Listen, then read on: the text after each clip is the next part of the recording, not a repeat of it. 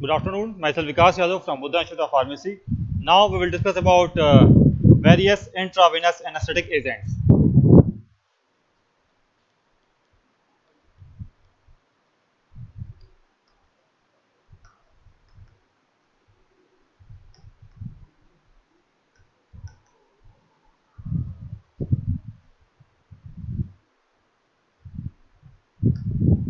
Various intravenous anesthetic drugs.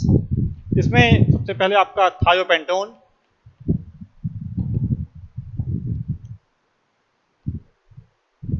second one is propofol,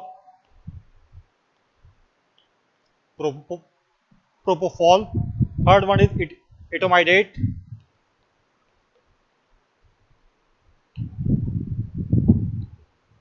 next one is diazepam, in which benzodiazepines and midazolam are present.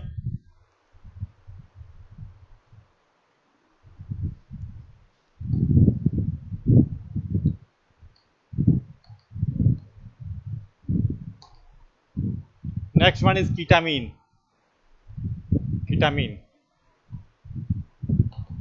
These are the drugs which are used as a intravenous anesthetic agent. तो सबसे पहले हम discuss करेंगे about thiopentone.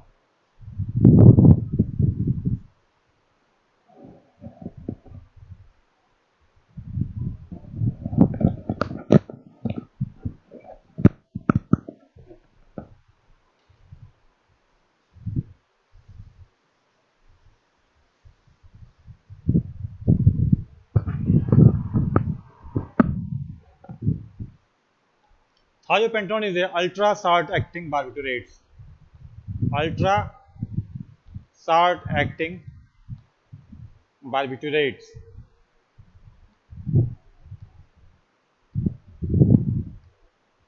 इसका जो onset of action होता है, इसको लेने के बाद विद इन 15 टू 20 सेकेंड, 15 से 20 सेकेंड के अंदर एक्शन आने लगता है और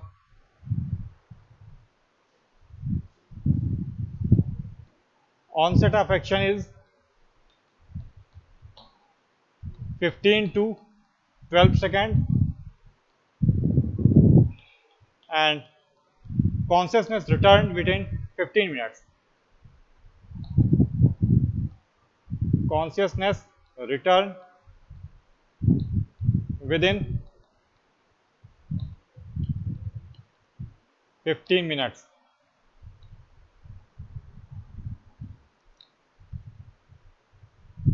तो thiopentone is a ultra short acting barbiturate. इसकी सबसे खास बात यह है कि इसका जो ऑनसेट ऑफ एक्शन मतलब लेने के बाद आप देखेंगे 15 से 20 सेकंड के भीतर ही ये एक्शन देना शुरू कर देगा. लेकिन इसमें एक ड्रॉबैक ये है कि बहुत जल्दी फिर पेशेंट कॉन्शियस स्टेट में आ जाता है. With in 15 minutes consciousness return. Advantage क्या है इसका? थायोपेंटोन का एडवांटेज क्या है कि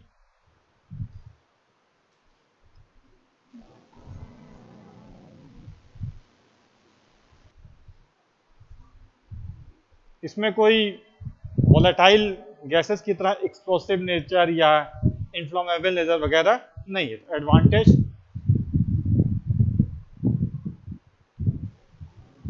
hello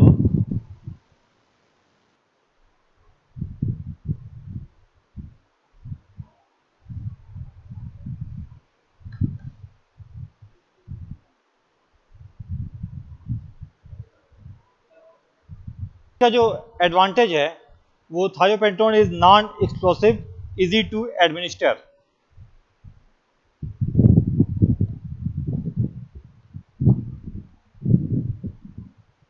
non explosive,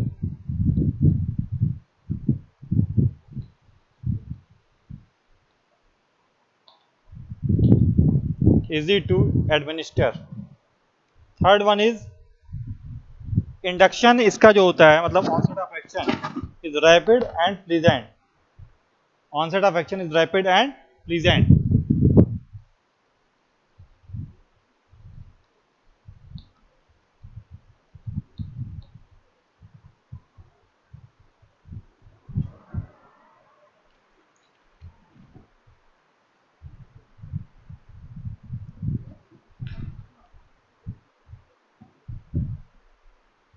recovery is quick, action भी इसका रैपिड होता है और रिकवरी भी इसमें क्विक होती है। ये सारे के सारे। अब हमको चलना है इसके डिसएडवांटेज पे।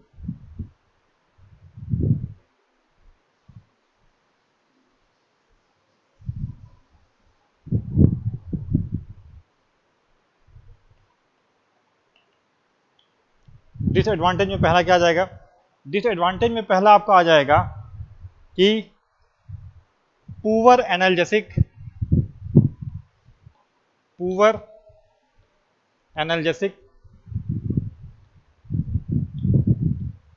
And weak muscle relaxant activity.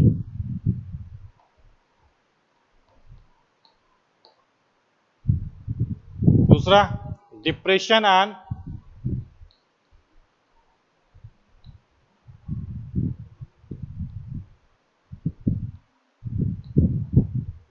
Respiratory system. तीसरा, डिप्रेशन एंड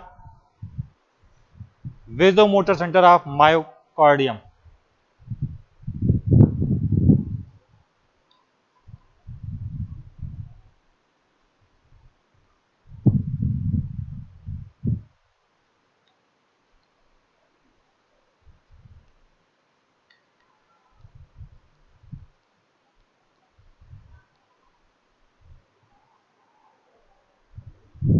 यानी कि जब भी थायोपेंटोन का यूज किया जाएगा तो थायोपेंटोन का डिसएडवांटेज क्या है कि poor analgesic and weak, disadvantage is poor analgesic and weak muscle relaxant activity, depression on respiratory centre, depression on vasomotor centre of myocardium. फिर हम नेक्स्ट पढ़ते हैं किसके बारे में? प्रोपोफॉल। प्रोपोफॉल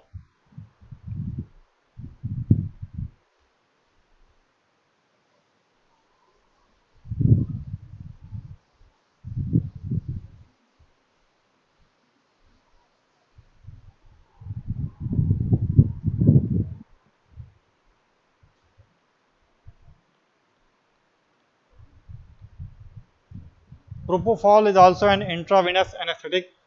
इसमें जो 30 सेकंड के भीतर एक्शन आता है और recovery within 10 minutes.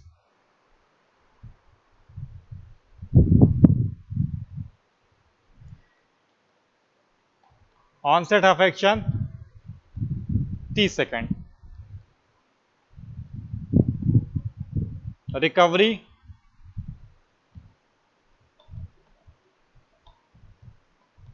With in 10 minutes. ये देखा गया है कि प्रोपोफॉल लेने पे onset of action 30 second and recovery within 10 minutes. फिर हम चलते हैं नेक्स्ट, इटोमाइडेट। इटोमाइडेट इटोमाइडेट हमारा सेफ इंट्रावेनस एनेस्थेटिक है। इसमें भी आपका रिकवरी क्विक होगा, एक्शन क्विक होगा and less respiratory and cardiovascular destruction. इसके साथ खास बात क्या है? इटोमाइडेट एक्शन एंड रिकवरी क्विक। दूसरा, less respiratory and cardiovascular depression.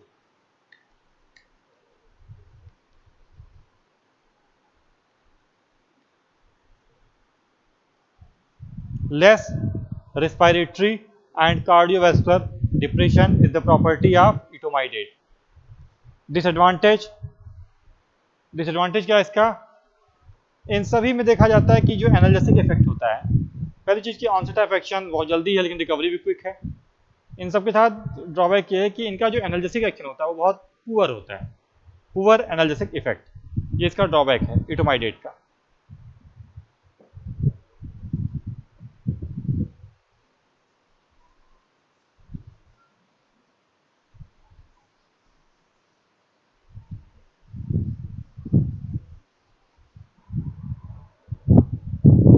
इसके बाद नेक्स्ट देखते हैं benzodiazepine.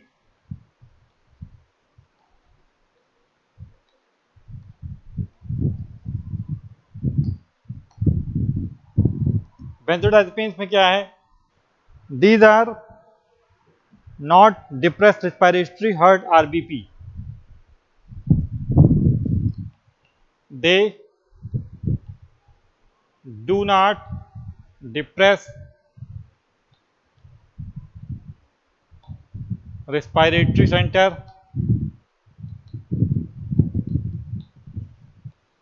Heart rate and BP. इन तीनों पे से कोई बहुत ज़्यादा खास प्रभाव देखने को नहीं मिलता है। रेस्पिरेटरी सेंटर या हार्ट रेट या बीपी को ये डाउन नहीं करता है। इसमें जो they have a central muscle relaxant activity, they have a central muscle relaxant activity, they have a central muscle relaxant activity। अब इसमें जो दो मेडिसिन यूज की जाती है वो क्या है?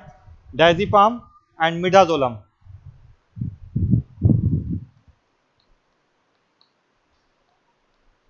डायजीपाम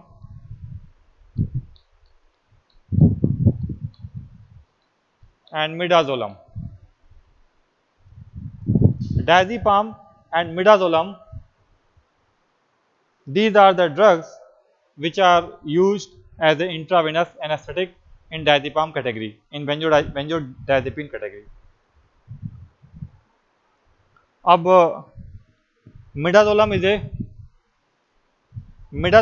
is 3 times या much more potent than diazepam। diazepam के साथ क्या है कि diazepam it is used as a dose of 0.2 to 0.5 mg per kg and it is utilized as a IV drop।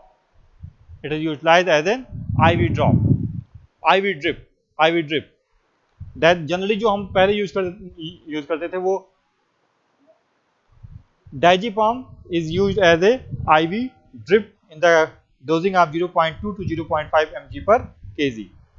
Midazolam is 3 times more potent than diazepam and it is water soluble, non-irritant, so it is preferred over diazepam। Midazolam आपका diazepam की तुलना में 3 time ज़्यादा potent होता है, water soluble होता है और इरिटेशन का हल नहीं करता है, इसीलिए हम मिडाजोलम को प्रेफर करते हैं डायजेपाम के ऊपर। अब हमारा नेक्स्ट है कीटामीन। नेक्स्ट हमारा क्या? कीटामीन।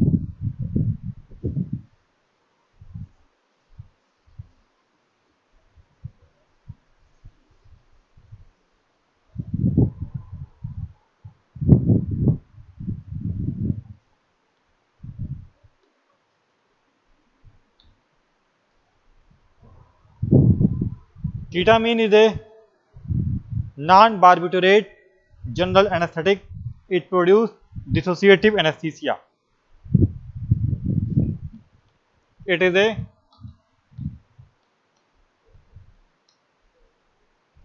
non-barbiturate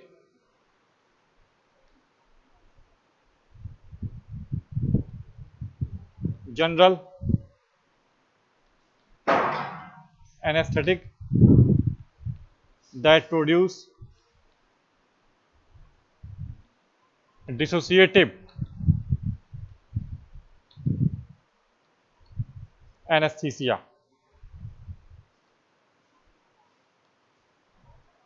सबसे खास बात क्या होती है कि कीटामीन ये रेस्पिरेटरी सेंटर, हार्ट सेंटर, इस पर कोई बहुत मेजर इफेक्ट ये नहीं डालता। It does not affect respiration. It is used only for short procedure like dressing, burning के समय जो ड्रेसिंग करते हैं या ब्रोंकोस्कोपी करते हैं, बर्निंग के केस में जो भी ड्रेसिंग या ब्रोंकोस्कोपी किया जाता है उसमें इसका जनरली यूज किया जाता है।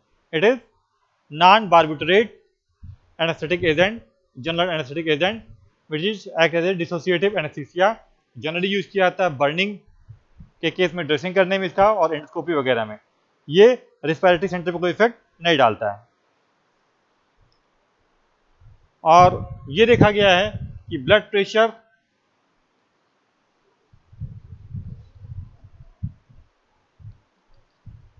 And heart rate are increase, blood pressure and heart rate ये दोनों बढ़ जाते हैं कीटामिन का लंबे समय कीटामिन का यूज करने पे। साथ ही साथ hallucination, hallucination, it promote hallucination.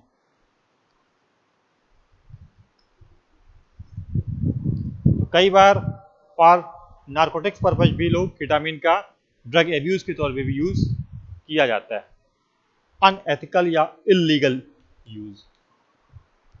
अब हम पढ़ते हैं next neuroleptics.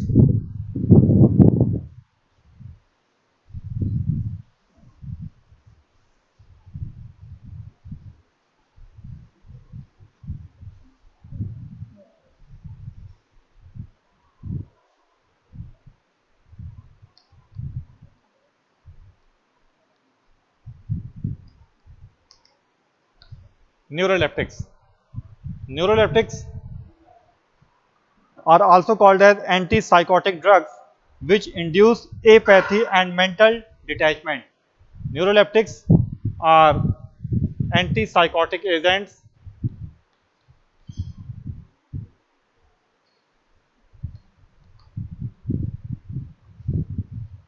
which cause apathy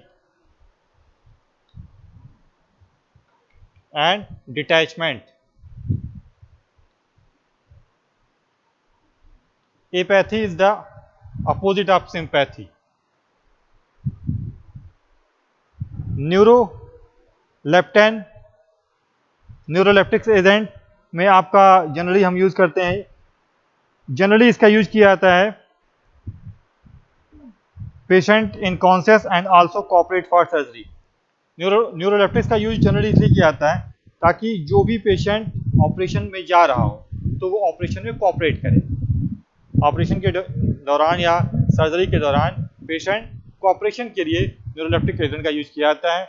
इसमें जो यूज किया जाता है वो droperidol and fentanyl, droperidol and fentanyl combination हम देते हैं ड्रोपेरिडोल का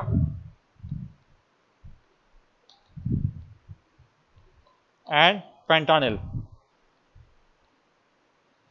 तो ड्रोपेरिडोल तो आपका आता है न्यूरोलेप्टिक्स में and fentanyl as an analgesic. ये